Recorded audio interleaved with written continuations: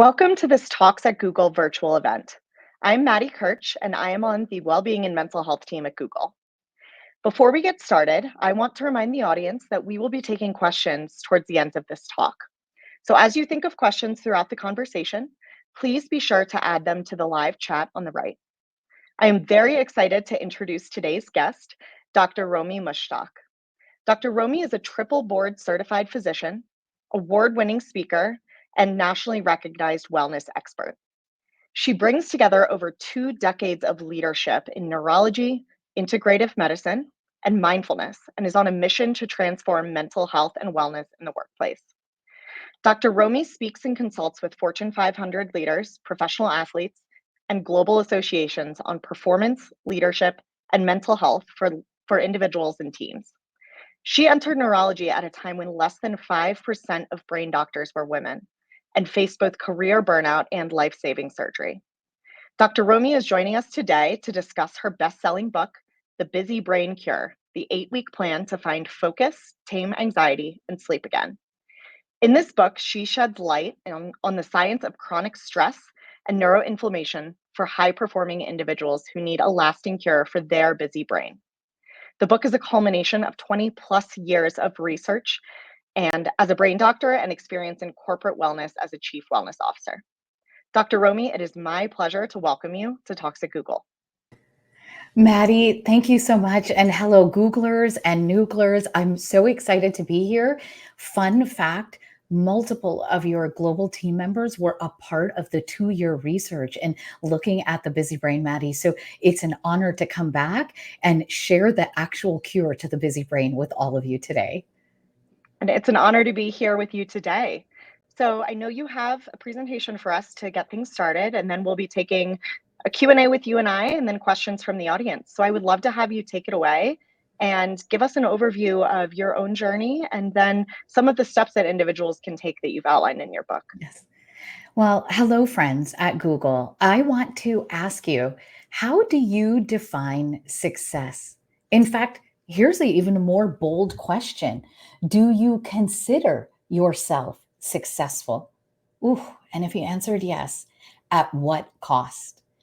Hi, I'm Dr. Romie, and I want to reintroduce myself. I want to say I am the proud daughter of immigrants of South Asian descent, and English is my third language.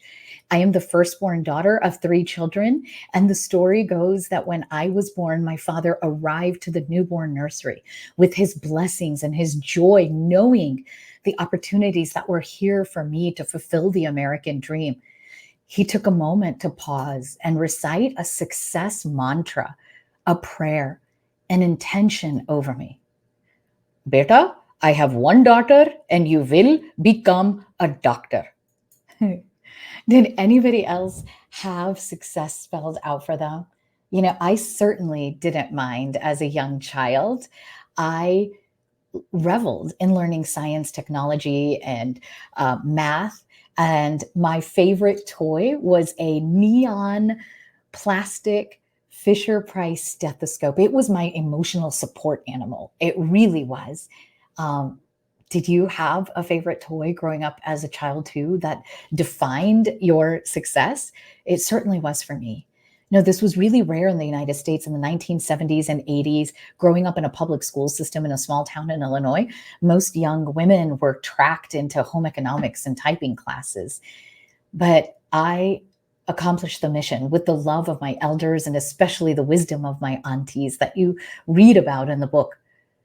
And they were constantly watching over me in chai parties, making sure to dispel and any myths of what it took to succeed as a woman in society, but also to make sure that I stayed on the straight and narrow path.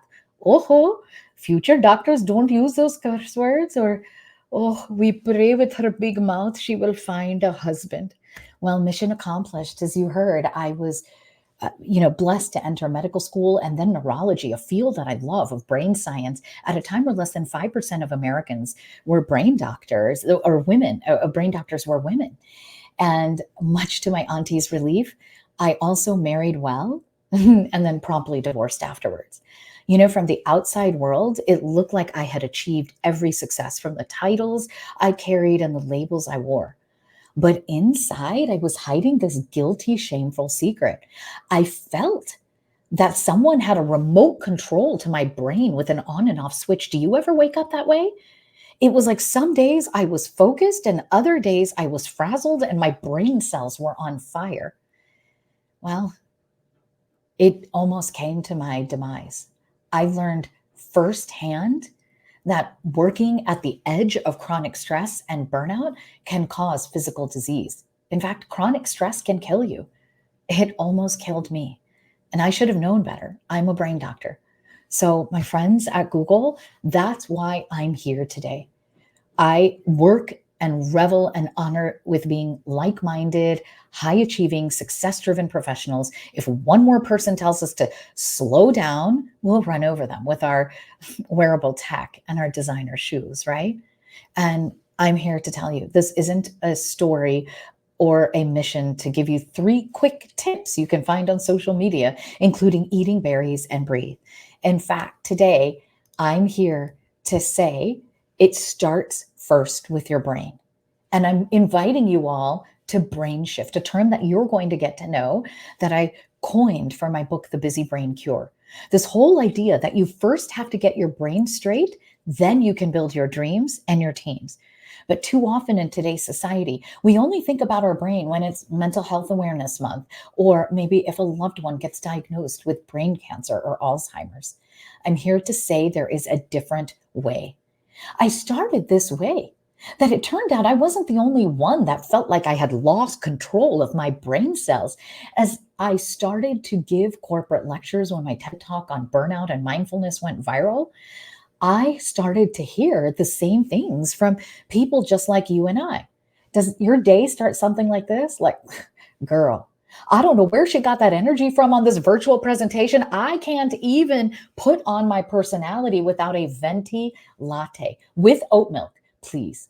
If the barista puts in whole milk, ooh, I'll be bitter at the barista with the capital B all day. And then you work from home or you come into your Google offices and there's multiple digital devices in front of you, part of the workday, part of how your brain functions with multiple browser windows open and you have difficulty focusing. In fact, you may be listening to me with 7 other browser windows open right now, right?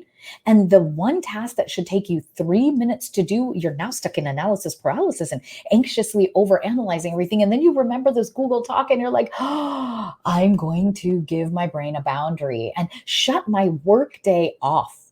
And except you can't. You need a glass of wine or 3 to take the edge off, or some overpriced supplement from an Instagram influencer, right? And you're going to stand on sleep because we're going to talk about it. And you put your head down on the pillow, and there's 72 warring conversations going on in your brain, including, whoa, how did Auntie Dr. Romie see through her computer screen right into my living room? She's talking right to me. Well, I'm here to say that there's a different way. And this is actually what has set us up for failure in the West is we're stuck on something I call the stimulant-sedative cycle, that you're chugging some kind of stimulant like caffeine all day, and then you need a sedative like alcohol at night. And when that stops working, you go to your primary care doctor. A shocking fact, 85% of all prescription ADHD medications are consumed in the United States, much of it for performance or an energy boost, right? There's a different way. It turns out that there's an actual science that when we're living under chronic stress, why those pre-pandemic stress tips no longer work. We miss the fact that actually, when we're under chronic stress from a new job, a marriage, a divorce, a life that happens, it actually creates a pattern of neuroinflammation in our brain in a place called the hypothalamus and disrupts our circadian rhythm. And that 3 symptoms happen. We in neurology and psychiatry actually got it wrong. We treat ADHD, anxiety, and insomnia as 3 separate diseases. And I'm here to say that neuroinflammation, it's all one continuum. Having high achieving professionals, highly intellectual, get ruminating anxiety. You can't get a worry or to-do list out of your mind. Adult onset ADD or ADHD and insomnia, all sprinkled on top with a dose of perfectionism and procrastination. Raise your hand or write yes in the chat if this is you. Being on a stress success cycle, it's like got you on high alert at every time. Every email feels like an emergency, right? And then you just want that dopamine high of crossing the next item off your to-do list. I mean, let's be honest, how many of us, because I'm just as guilty of this, researching busy brain, you actually do something and you write it down on your to-do list only for the high of crossing it off. That's having a busy brain where dopamine and adrenaline are just fueling you. And I'm here to say, we've got to put a stop on this. It changes the structure and function of our brain. That airport traffic control tower that's in our hypothalamus, it actually will is connected to the rest of your brain and the rest of your body through the hypothalamic pituitary adrenal axis and the autonomic nervous system. Consider it the airport traffic control tower of your brain. Think of the busiest airport in the world, which is actually currently Atlanta Hartsfield Jackson Airport. I had a chance to tour operations with Delta Airlines at the back. And they showed me that when there's inclement weather that comes through, the FAA mandates a ground stop of all airplanes, and no flights taking off or landing at Atlanta Hartsfield Airport can get anywhere. But it's not just Atlanta that's having the problem. It's connected to a global airspace to San Francisco, London, Hong Kong, Dubai, direct flights. And in under 5 minutes, those flights are now delayed or canceled. This is exactly how our airport traffic control tower in our brain works. It is connected through these intricate networks to all the organ system in our bodies, our hormones, our immune system, our GI system. I mean, it's no wonder that none of us really honestly crave a crunchy kale and arugula bean salad with a dash of balsamic vinaigrette when we're stressed. No, right? But allow me to stop geeking out here as a brain scientist and say, how about we just assess and don't guess about our stress? I want to invite you, if you would like, to scan this QR code, or you have a link appearing at the bottom of our screen, and assess your brain stress score. When you get to this test, it actually is a validated neuropsychology stress test that's going to quickly ask you 20 questions like, do you have a difficulty falling asleep at night? And I want you to answer never, sometimes, or always. Think about the last 2 weeks. I want you to know that this data is going to a HIPAA compliant server. You have an option of giving your email only if you want this entire protocol emailed to you. Otherwise, stay tuned. I'm going to give it to you here at the rest of during my Google Talk. An 8-week plan to actually heal and get to the root cause of your busy brain and burnout. So just 20 quick questions for you to take while you're hearing my beloved senior dog and Raja in the background, shaking and stretching. And also, when you get to this screen on your phone or on your laptop or computer, take a look at the finger emojis. They are pointing to a number.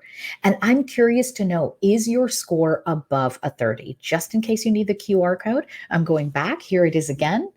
And we're putting the link right there on the talks for you as well to capture. And here you go. I'm really interested. Is your score above a 30? Now, I didn't make up this test. And as I mentioned to Maddie at the beginning of this talk, during the global pandemic between December 2020 and December 2022, when we were doing the research, I had the honor of being invited to give virtual talks to 2 of your global Google teams in Google Ads and another in Google Sales. And they've been a part of this research. 17,000 people took this test to inform the protocol. And then we went back and tested the protocol in another 1,000 high achieving executives and professionals, just like all of you. And listen, I'm a neurologist. I get it. Tech and neurology brains work pretty alike. We're systematic, process oriented, and there's always something more to do at work. So as I'm chatting, most of you should have your score by now. You can type in yes in the chat. Is your score above a 30? Some of you are like, the higher the score, the better, Dr. Auntie, right? No, I'm sorry. Actually, I want you to have a score less than 30. And yes, it's absolutely possible. If you have a score less than 30, it means the airport traffic control tower of your brain is all systems go and clear. It means your brain is in balance for the moment. You're going to get some of our peak performance advice straight to your inbox if you want that. But I'm here because only 6% of professionals actually are less than 30. About 12% of us fall between 31 and 40. That's a mild busy brain. The inflammation has started. You have ongoing stress resulting in depleted energy. Things that normally would boost your energy, like that cup of caffeine, great sex, are no longer giving you energy. You're actually slightly drained, but you're just on the edge and it's easy to pull back. Here's where most of us fall: above a score of 41. Does that resonate? And you're like, oh my God, it's like she's sitting right here in my home office with me. I got you. A score above 60 is actually what concerns me. That's actually indicating burnout. And I'm not here just because I've researched this in, over 17,000 professionals. As I mentioned, this test will actually look at the effect of chronic stress on your memory, your cognition, your processing speed, your mood, your sleep, and your physical health. If you've seen my TED Talk from 2014, you know the story. That frazzled state I was in, surviving on my three favorite food groups, caffeine, chocolate, wine, failed me. And I started to have chest pain. I was responsible. I went to the doctor, and what did they say? You're like every other stressed out professional that comes in here, Romie. It's acid reflux. You need to stop chocolate, wine, coffee, and you need to start these antacids and antibiotics, and we're going to run some more tests. Well, the antacids and antibiotics tasted nasty and they didn't work. So I stopped all of that and I went back on the chocolate. We have to cope and perform, right? Well, it turns out it wasn't run of the mill acid reflux. I have a rare medical disorder, and my chronic stress was so severe that by the time months later I was accurately diagnosed, I was waking up in the middle of the night, choking on my own saliva and vomit, and getting aspiration pneumonia. And when they did the biopsy, I had precancerous lesions and ended up in life-saving surgery. I'm here today because I want to pull each and every one of you off the edge. I want to bring your score down by 25% in 2 weeks. I want you to alleviate those physical symptoms. No purpose, goal, title in life is worth sacrificing your brain and your body. So you're like, Dr. Auntie, get to the point. What is brain shift and will it help me with a busy brain? Yeah. So remember, we were in the global pandemic and now we were working from home, and I wasn't flying around the country and the world giving lectures and meeting colleagues like all of you at Google. And I didn't know what to do with myself. And it turns out binge watching Netflix and quite candidly, at that time, Tiger King was trending. Does anybody remember that? Doesn't it feel like another lifetime ago? Oh, I still have nightmares about the pork tigers and cats, right? But I did what it wasn't restful. So getting busy brain again. And I thought, let me do what gives me joy. And that's research. I went back to the psycho-neuroimmunoendocrinology literature. Psycho is your mood, stress, neuro, how it impacts the structure and function of your brain, endo, your hormones, and immune system, your your immune system. And I wanted to look, what were the micro habits? We know about the impact of atomic habits, micro habits. What were the 6 to 8 that I would pick out for you that would make the maximum impact? And wait for it. The best news is you're not going on a diet or a cleanse. You're welcome, right? We actually celebrate comfort food. So it turns out when I started to dig into the science of what's happening to our brains and our body when we burned out, it wasn't just me. It's a crisis now in the workplace, and nobody wants to be told, eat berries, breathe, goodbye. Instead, I want you to know we each have a unique thumbprint in our brain on our airport traffic control tower when it's under chronic stress, and neuroinflammation can affect 5 key areas. S in the shift is for sleep. H is our hormones. I is markers of inflammation. F is food and fuel. And T is the role of technology. I know I'm kind of a little nervous to talk about that one. I'm talking to Googlers, the most elite tech company in the world. But we've got to have some Dr. Romie Real Talk. So I want to walk you through quickly, and then we're going to get to Q&A of what are the actual 8 micro habits. Now, if you're a high achieving professional like I am, you're going to screenshot all of these, you're going to write them down, and you're going to start all of them tomorrow morning. That's not the way it works. These micro habits, these brain shifts were created so they stack on top of each other week after week. So we actually run this with teams as an 8-week protocol and team building activity. So step 1, congratulations, we all just got it done. You got your brain score, right? Take the busy brain test and face your brain score. Most of us are walking around, we know our credit score, and we're actively doing something to improve it if it needs to, but why not our brain score, right? So that's it. Step 2, this is on the way to your email inbox, but we want you to take the 7-day sleep challenge. The entire preface of this is to restore the airport traffic control tower, the circadian rhythm, and your sleep wake cycle. Now, I'm mindful that you are a global organization and that sleeping continuously throughout the night, which is what our circadian rhythm prefers, is not ideal. But I'm going to ask you, could you give your brain a break and do this for 14 days to start healing the neuroinflammation? I wanted to double click on this one particular brain shift and unpack for you what's in that chapter. Every step here is based on cognitive behavioral therapy for insomnia, CBTI. And basically, it's you set a regular time to wake up and sleep. I ask you to take a brain dump. And listen, all of us, we may be, I don't know if anyone there is like me, you've got like all these pretty journals that are unused or only one page used.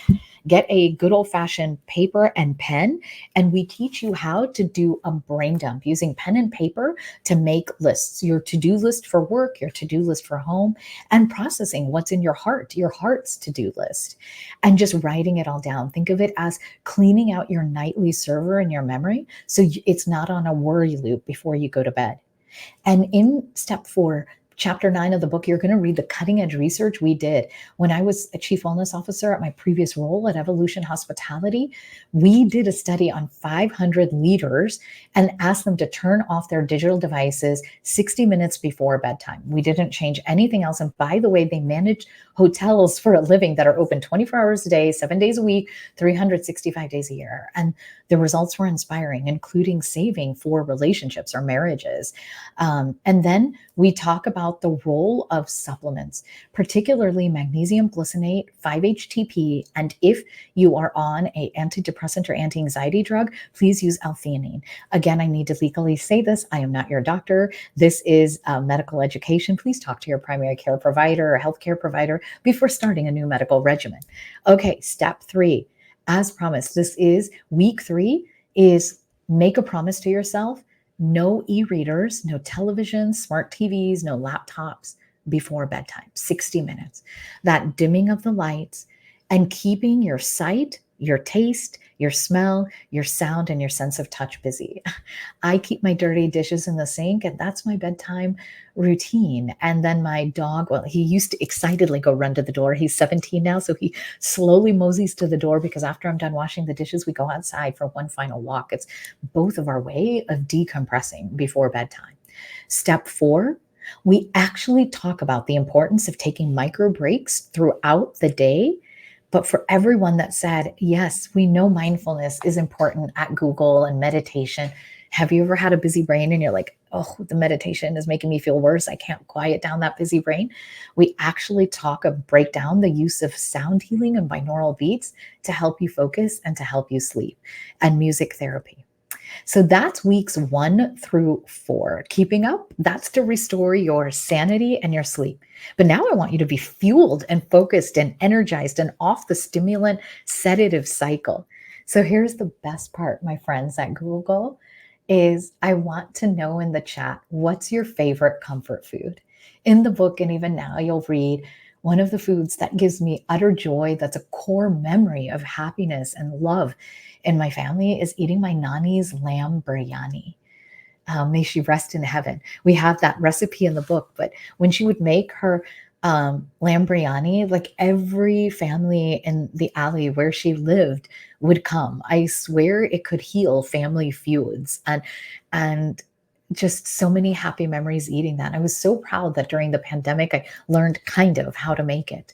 Comfort food are the foods that bring us joy, preferably shared with other people. Yeah, I know how important diversity and inclusion is at Google. I want every Googler to feel like they're welcome at the table, whether you're vegan or vegetarian or paleo or eat kosher or on keto or a carb lover or a chocoholic, or you just don't want to be on any nutrition plan. everyone should be welcomed. I break down that actually the science shows that when you're on a strict cleanse or protocol, it actually raises the stress hormone and neuroinflammation in the brain, making you more stressed. Here was the one thing I'll advise you to do is in a course of an hour, you pick one thing, a sugar or a food that spikes your blood sugar or caffeine, not both. Got it? So if you're going to go out to lunch and have the rice or the pasta or a bagel, then no caffeine. And if you choose caffeine, then don't add sugar or honey and no eating a donut or a biscuit with the tea. Okay. And that's that simple. And it'll feel like withdrawal for a couple days, but this is really important because when you combine the two, the adenosine and the insulin receptors in the brain now become more frazzled and you can't focus. And it's why you're feeling anxious with that fluctuation of the blood sugar level and the insulin dysregulation in the brain. If you want to be fueled and focused, you pick one or the other. Fun fact, out of the over 1,000 executives that went through the 8-week protocol, most of them chose caffeine. I do too. How about you? Caffeine, right? Now, what it is to fuel is that fats are not the enemy. There are healthy fats that are rich in omega-3. I want you to add 1 to 2 servings with every meal. It's as simple as adding olive oil, or if you're on the road, carry fish oil capsules with you, right? To every meal. That alone can bring back focus and restore energy. You know, step 7 is I discuss the super brain and the super hormones. Now, many of you may have access to the top doctors in functional and integrative medicine or lifestyle medicine, but I'm here to serve everyone. And finding these doctors is difficult and expensive. So I made a system of the labs we normally check to get to the root cause of what did the neuroinflammation do to the brain and the rest of your bodies and your hormones. You're going to read about Kelly in chapter 16, who was with one of the companies and a top sales leader. And she was low-key anxious all the time. And doctor telling her, you know, you're a working mom. Maybe you're just not made to handle it all. And she was devastated. She really didn't want to do brain shift, but her colleagues were doing it. So she signed up and she went to the doctor and got her lab. Well, it turned out she wasn't a hormonal, tired, working mom who couldn't cut it. She was a high-achieving professional like you and I. And all this time, her thyroid was missed. She had abnormal thyroid hormones, and they did a thyroid scan and they found a nodule that was stage 1 cancer. And doing these labs changed her life. In fact, 40% of us that have a thyroid abnormality, vitamin D3 level, or prediabetes or early insulin resistance, the only symptom is showing up is that I can't focus and I'm anxious. They're brain and mental health symptoms. So in chapter 16 and on the companion website to this book, you can download a lab slip to take to your primary care doctor. And if they're a little skeptical, give them a copy of the book. There is a long chapter on all the research and the resources. My dream and vision is that here in the United States, this lab slip reaches every primary care doctor so that we start getting to the root cause and healing why we have a busy brain. Now, for all of our global Googlers, these labs are standard and a part of your healthcare system. Please talk to your healthcare provider. So last but not least, how do we wrap it all up? After 8 weeks, you retake the busy brain test. You're already going to be feeling better, focused, waking up energized. Not every item on your to-do list feels like an emergency, but you actually feel in control and focus and in control. That's what I want you to be. You are Google, after all, one of the most admired companies by all of us on the outside. But it's only going to succeed if it's fueled on your brain power and your team's brain power. So all I'm going to ask you at the end of this 8 weeks is just pick one brain shift to continue. One. Most people pick 2 or 3 to continue, and do that every day to do that. I know the last thing I always leave people with is I remember that moment sitting in the surgeon's office when they asked me if I had disability insurance. I wasn't even sure what that was and said, you may need 3 surgeries, Romie. And I just fell apart. I was unconsolable. And my mom and dad were there. It was like I was that child that lost my Fisher Price neon stethoscope again. And the doctor stopped. An important lesson for mental health as a leader is to stop and let someone know you care. I remember the surgeon stopping and putting his hand on my shoulder and said, Romie, I'm here and I care. And hope isn't lost. And I just remember in that moment when I had lost hope, I wish somebody had said to me what I'm saying to you. The mental health crisis is real in the United States and around the world, and work contributes to our mental health symptoms and stress, no matter how great our company culture is. I just want you to know from me, somebody that's been there in that dark place, my friends, your brain is not broken, your mind is not a mess, and hope did not depart your soul. With that, I will bring Maddie back, and it would be an honor to answer any one of your questions. Thank you so much, Dr. Romie. I love that quote that you ended with. And one of the things that I loved the most about your book and the keynote that you just gave was the fact that there were so many actionable steps that readers and individuals could take to improve their busy brains. As an action oriented person, this really resonated with me. So, to help those that maybe haven't read the book yet or maybe are joining right now, sift through the multiple recommendations and just to start with one action item, what would you Mhm. say is the most simple step or the first step after obviously taking the quiz that people can take to help with their busy brain You symptoms? know, you read in the book the tongue in cheek stories of my aunties that live in my brain. When I have a busy brain and I'm stressed out, they're the inner critic, the voice of judgment. And when you brain shift, they become the voice of hope and wisdom. So the first step I would tell you is once you take the test, if your score is above a 30, I want you to face the voice of judgment that's in your brain. Like, oh my God, what have I done to my brain and my body? And instead, I want you to brain shift and think, what does hope look like? Like, what do I hope for? And be really specific for your brain or body. I'd like to sleep a full night. I'd like for my stomach bloating to go away. I'd like for my hormones to be balanced. I'd love to lose that last 5 or 17 pounds that I can't get off post pandemic, whatever that may be for you. I want that.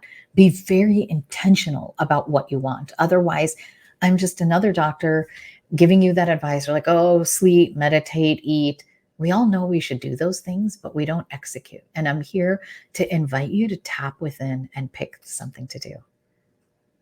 Thank you. I think that reframing is really helpful and choosing something that's specific to yourself because what might work best for others is Yeah. certainly not going to work best for you as an individual. So reminding folks to make it appropriate for themselves and actionable for themselves as well. Another thing that really resonated with me in the book, you mentioned that you have often been told to chill or to go with the flow, which is something that I've heard myself as a type A person. But that this advice didn't really resonate with your driven personality.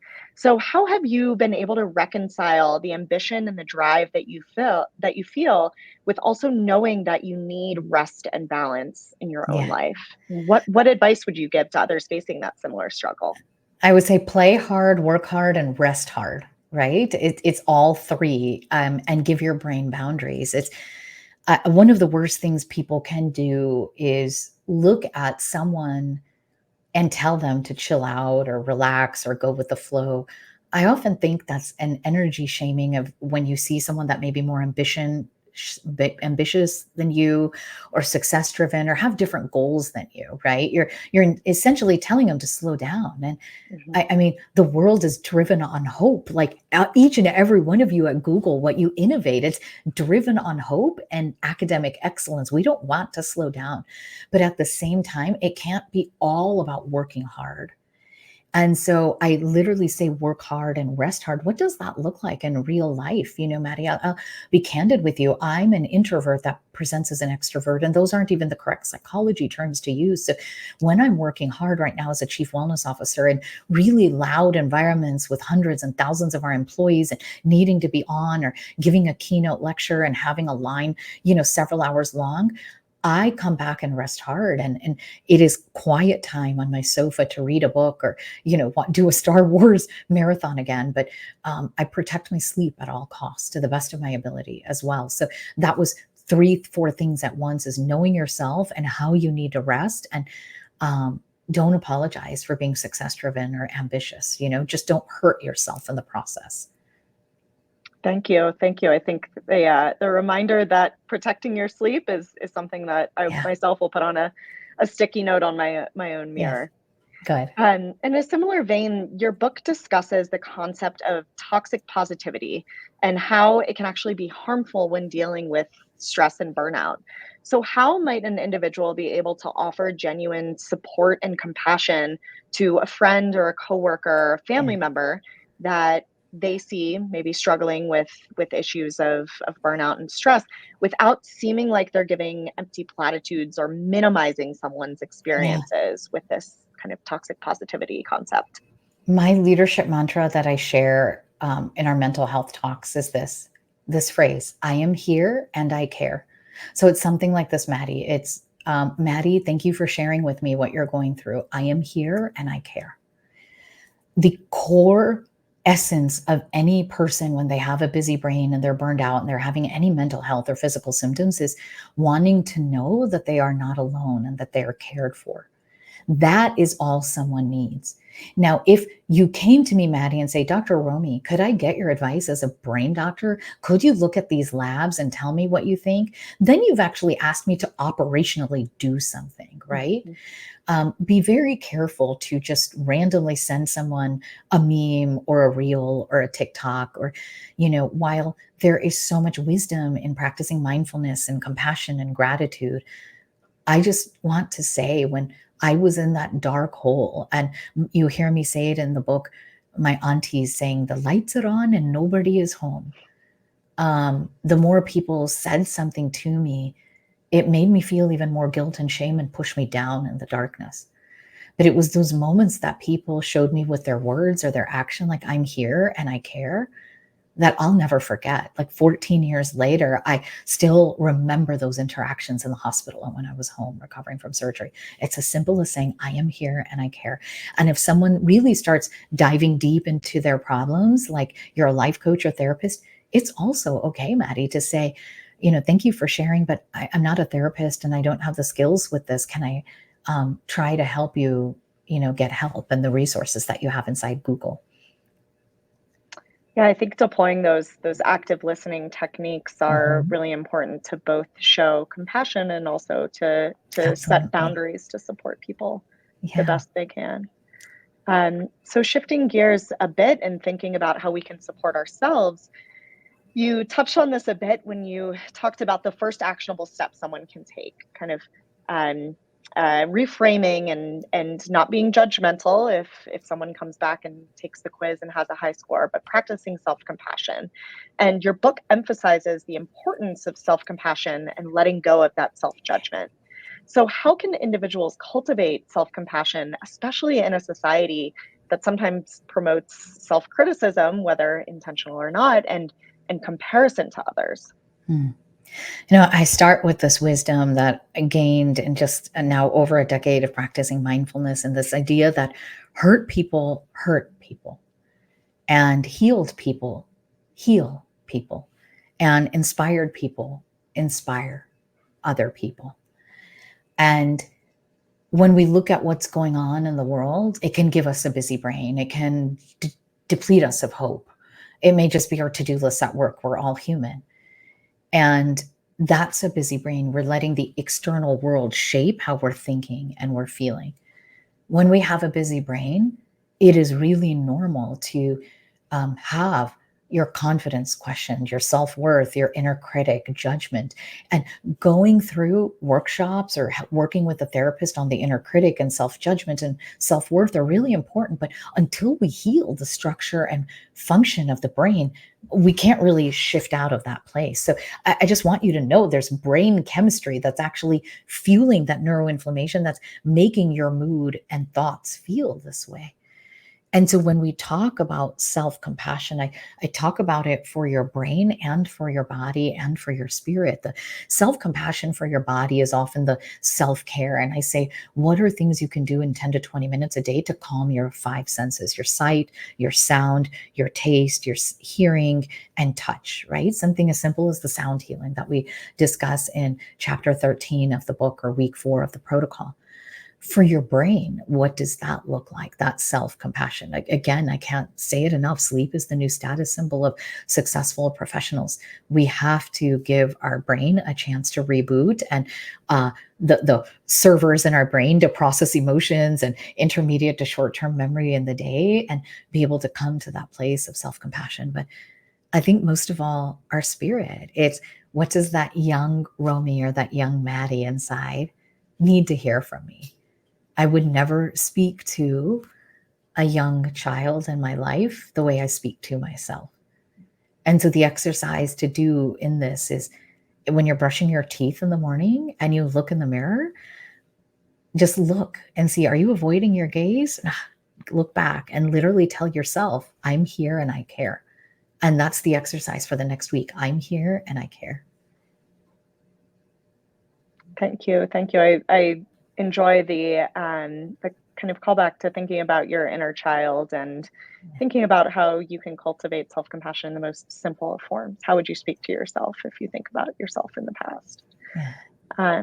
Shifting gears a bit, as someone who works in mental health within the workplace, I really enjoyed thinking about how these suggestions could be implemented on a larger scale. How might one think about applying the brain shift protocol within their team or their Mhm. organization, or even within their home with their own family Yes. members? So first, I want to be clear with family. This book was written for individuals that are 18 and older. In fact, I'm a chief wellness officer for a large organization. We have primarily 16 to 22-year-olds working, and the mental health crisis affects the younger generation, or what's in that age group, differently. So I would even say maybe ages 25 and older. I want to start there. The second thing I would say is, this is an 8-week plan, and this is exactly how we researched it. Companies were like, help, we need something for wellness or burnout in this post-pandemic world. And I would go in with our team of experts and deliver this to thousands or hundreds of employees at a time. And that's how we got the research arm taken so quickly, and everything shifted. And it's literally, we run this program, or someone do it as a book club. We've had other companies do the same, and have one person read the book if you're busy. It's a long book, or just, I'm going to help you go straight to chapter 10, and start the protocol. And week by week, get together and hold yourself accountable for the brain shift. The week 2 of the program, the 7-day sleep challenge, there's a downloadable form for free on the website and in the book that's a point system. So it creates a competition, and you do fun things like taking pictures of before and after of your clean closet, or what's underneath your bed in your room, to set up an optimal place to sleep. So really, that's how we've been doing it, is running in communities. And as a chief wellness officer, Maddie, and I know taking care of the mental health and well-being of Googlers is something so important to you in your role. The thing I always say is, there isn't a one-size-fits-all program. And as a chief wellness officer now, I've just spent the first quarter doing data and discovery and understanding the unique needs in our organization. So while I, on the outside, could look at your data and discovery at Google and maybe extrapolate some interesting things, there are things that are unique to your culture and your workforce and the work style of hybrid or fully remote that need to be addressed separately. So, that's my second piece of advice, is the companies that build a culture of wellness and do it successfully, it isn't just a generic buffet of wellness things, but it's literally, what do our Googlers need? And a way to start is, start a book club, or I'm happy to come back and run the 8-week program for Google. Like I said, so hundreds of you were a part of the research and taking the Busy Brain test when we reported the data. So I just feel so thankful. It'd be an honor to come back and lead you all through it. Thank you, Dr. Romie. I really appreciate how your book has so many resources built in, from the lab order that you mentioned during the keynote to actionable items for teams. Yes. It's great, Yeah. and allows folks to really Yeah. easily implement this without any legwork on their part. So the last question I have for you as an individual before we wrap up with some audience questions. So you were incredibly vulnerable in both your book and the keynote, and sharing your personal journey of healing from burnout and your own medical symptoms that came along with it. So what were some of the biggest challenges you faced during this process? And what key lesson did you learn to kind of take away as a positive? that you can now You know, share? I don't mean to get emotional, and I want to just give you authentically what's in my heart is I just feel like sharing it because we're recording this in the middle of Mental Health Awareness Month, and it's also API Heritage Month, Asian American Hawaiian Native Pacific Islander Month, and in our culture we don't talk about mental health. I still have family members that are appalled that I shared my mental health issues in a TED Talk that went viral. I think one of the hardest things that I went through, this sounded like a quick thing I went through in the book, or in the book I talk about it. It took months, years to heal and understand and then start researching. So this isn't about listening to one podcast or watching one Google Talk or reading a book and fixing it. But I think the hardest lesson in there was losing hope, Maddie. And I talk about that, the feeling of sitting in the surgeon's office and a darkness coming over me. There is no medical term to describe when you literally feel like hope is exiting your soul. Something just shifts in your entire being. And having other people hold hope for me when I didn't have hope for myself. And that was my surgeon. It was my mother and father. It was them calling their network, their prayer circle, and asking people to go to their church, their synagogue, the temple, the mosque, and their home and pray for our daughter. And it didn't come back right away, but I remember by practicing mindfulness and meditation, the darkness started to lift, and I didn't need those post-operative pain medicines. And today, as a chief wellness officer, and when I give keynote lectures, people ask, what are you here to do? You're here to discuss mental health or burnout or leadership. And I literally say, I'm your audience's or your company's hope holder in this moment. At my darkest moment, when I had a busy brain and burned out, that hope was lost. And if I can hold that hope, and I see for all of you Googlers the innovation that's happening and challenging economic times globally, I have high hopes for all of you as a team. And my goal is to see you all at your highest level of performance and meet you where you are and help you to get there and hold that hope for you. And so be each other's hope holders. Often when we meet each other virtually or in person, we ask someone, where do they live or how long they haven't been at Google? Why don't you ask somebody what their hope is for themselves and be each other's hope holders? Thank you. That what a poignant reminder that you're not alone when you do feel like hope has departed, and I've certainly been there as well, but also a reminder when you're in a position where you're maybe feeling a bit stronger, how you can serve others in your life, Yes. Yes. no matter how close you are to them or not, by holding hope Mm-hmm. for them as well. Yes. So, thank you. I really appreciate you being candid about your own journey and sharing that with us. Thank you, Maddie. So with that, we can go ahead and turn to our audience Q&A. Okay, so our first question. A lot of times I don't give up my phone late into the night because I feel I didn't have any fun. And I was hoping to Yes. get something fun from the games or YouTube on my phone. I've been there as well. Any pointers on this in particular? Thank you for that great question. And thank you for being so honest because so many of us relate to this. There are three things I'm going to ask you here is schedule time in your calendar to read and catch up on online news or online facts or online research, whatever is relevant to your topic. The second thing is schedule time in your day, which is not in that 60 minutes before bedtime, to have that fun online, whether you play video games or you want to watch the latest binge-worthy series or scroll social media. Schedule that time outside of bedtime.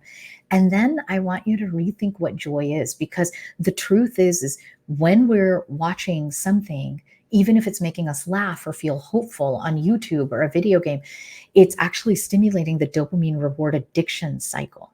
And I want to know what's in your life that could make you feel calm or have fun or joy that doesn't have to do with the screen. And if you could think of one thing and put it in the chat, I gave you the example that quiet time at night with my dog or with a book or listening to music. Like everybody has a different thing, and according to how many other humans and animals are living in your home at the time. But that would be my advice, is schedule that screen time elsewhere. Right. It's almost as if we would schedule playtime or a play date for a Yes. child, doing that same Yeah. thing for ourselves. I love that. Yeah, schedule a play date for your brain. Yes. Exactly. And that piece about the dopamine cycle, I mean, I could talk about social media and just my fascination on social Yeah. media and research that's come out of it and how it impacts our brain. But I personally have found myself scrolling through Instagram or TikTok and watching dog videos and laughing at them and deriving joy from them. And then looking over and realizing my own dog is laying at my feet in the flesh, Yes. right? Yes, Um, I've done the same. So schedule the dog video time, but know that that's that dopamine high and low, and that's why you want to scroll again. But when we hug our actual dog or just yeah. watch our actual dog, that's Mhm. actually a sustained dopamine, oxytocin, serotonin that gives us actual prolonged joy, not the fake addiction joy. Exactly. And something that is real, Yeah. real, right in front of you. Yeah. I think we have one additional audience question. So Sri asks, any tips for parents? You mentioned that Yeah. the eight steps themselves were meant for those 18 and older, but any advice that you have for parents, either for themselves or anything Yes. that could relate to children? First of all, thank you for everyone that's a mother and a father watching this, whether your children are in the home or outside of the home. I wouldn't be here without my own parents. And I really honor that journey. The sleep is obviously difficult if you have younger children or a child with special needs that's disturbing your sleep. I'll still ask you to take magnesium glycinate at night. It helps with the circadian rhythm, helps with brain function. Your focus is going to be the daytime energy modules and getting your labs. So the food and fuel that we talked for your brain, and then as well getting your lab. So one, I want to take care of you as a parent. What do we do with our parents, children today? Fun fact, I really, my life mission now is to give back to women and girls in STEM. And the idea, I serve on the National Board of Directors of the Girl Scouts. We just did a study on girls ages 5 to 13 looking at the mental health crisis, which affects girls 3 times more than young boys in the United States. And we found that human connection and having friends and doing activities away from screens were the keys. So, could you engage children of any age to figure out what do they want to do with you or friends without screens and have more human connection? And our children that are on screens all day long for school and video games may actually need to be trained in that interpersonal relationship and building exercises, but that would be it. And so, whether it's a club like the Girl Scouts or the marching band in school or sports, whatever that may be, is allow your child to pick that and help them make those core memories of joy. Yeah, taking it back to basics a bit. Yeah. So we have actually one more audience question that Okay. came through. All right, for our last question, becoming a first-time mom in a month, Yes. congratulations. Congrats. Any tips for ADHD moms for the transition, especially given that the body will go through many changes? Absolutely. First of all, congratulations. And I want you to honor your mind and your body and your spirit as a mother. Feel a mother's intuition once you've given birth. You know exactly what your brain and your body needs, right? And so, one, I would say that. Two is I'm really mindful of the natural sleep deprivation that happens. I cannot stress this enough. If you are waking up in the middle of the night for feedings or tending to a crying baby or your sleep cycle is off, do not pick up a phone, especially or a screen if you're holding your newborn baby. We know the energy that what it does with your energy and your cortisol stress levels, that is directly affecting the heartbeat and the breathing and the energy of your child. So please do not do that. The second thing I will say is please download that lab slip or message me on Instagram or LinkedIn. I will email you the lab slip. I am like hyper vigilant about any woman that has given birth within 5 years. So if you're 5 years postpartum, I want your labs rechecked. A full thyroid panel especially is critical. 1 in 8 women in the United States has a subclinical thyroid disease that's often dismissed by a regular male doctor or primary care doctor, and it can actually make your ADHD worse. There are other labs that we check for methylation disorder, and there are medications and supplements to take that are safe if you're breastfeeding and all of the things. So just get your labs checked, and we honor you during this time. Thank you, Dr. Romie. Well, Thank you, that brings Maddie. us to the end of our talk. I wanted to thank you on behalf of Talks at Google again for joining us and discussing your book and the wonderful advice that you've given all of us today. We're very, very lucky to have you, and we really appreciate your time. Maddie, thank you all. And to all my fellow Googlers, just pick one brain shift and anchor yourself back in hope.